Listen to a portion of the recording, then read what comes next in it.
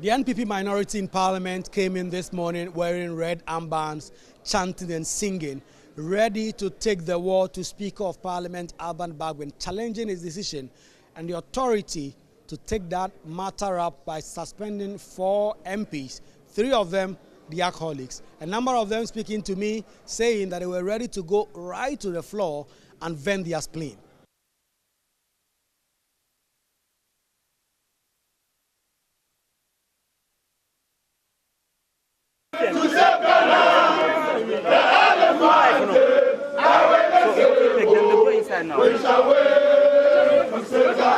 This is a house that members are elected to come and represent their constituent. The decision of the Speaker is unfortunate. The decision of the Speaker is an illegal. He doesn't have that power. He has overreached his powers, and that is why you see us all in black to register our disappointment and our disapproval of that. It is a black day for our democracy if we allow this thing to stand. When they come to the chamber, do they lock the doors? We don't want to believe that there's a partisan agenda going on. We are here to go into the chamber to continue with work. Sitting was adjourned till noon today.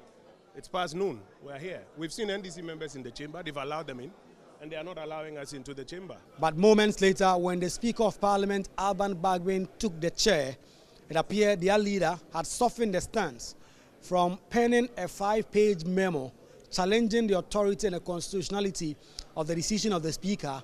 Alexander Afenyo-Markin was now appealing to Armah-Kofi to rescind that decision. We cannot take your power through discipline from you. But we believe that when this is tempered with assurance that the way forward will be better, you will be able to reinstate our colleagues who temporarily have been denied access to this chamber and the precincts of Parliament. Ours is not to undermine your authority. After all, it is the confidence we had in you that made us, by consensus, to vote you into office. And we accept your authority. Mr. Speaker, we do not think that we should litigate this matter, even on procedure. His appeals were supported by the majority leader, Mahama Yariga. The popular saying is that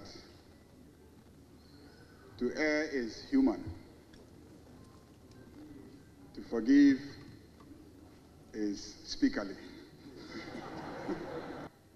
I will support the appeal of my colleague, the minority leader, that you temper justice with mercy. I agree that your decision to suspend some colleagues was timely, and I believe that it has been understood by the generality of Ghanaians as a step that restored the image of this parliament. After listening to the appeals on both sides, Speaker of Parliament asked if any MPs were not remorseful enough, they were free to get up on their feet. Your leaders actually came to me to plead that I temper justice with mercy.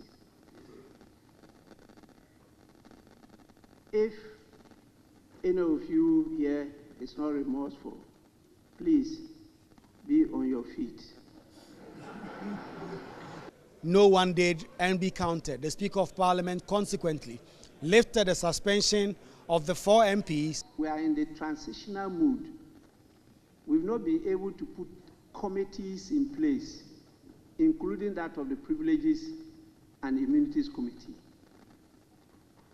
And the standing orders grant me the power and authority to do what I did. And clearly, the jurisprudence are very clear that when contempt is committed in facie curia, you don't proceed to set up another committee or court or whatever to investigate and submit a report. And so I referred to the one in Parliament. My very good honorable member, you are at liberty, even after this, to proceed anywhere. I have no problem meeting you in court. So I have lifted the suspension order, and I do so instantly, and it takes effect immediately. Alban Bagwin also condemned the New Patriotic Party MPs for attacking the clerk of the appointment committee. The clerk to the appointments committee is a public servant and should not be dragged into the failure of the members of the committee to resolve their differences.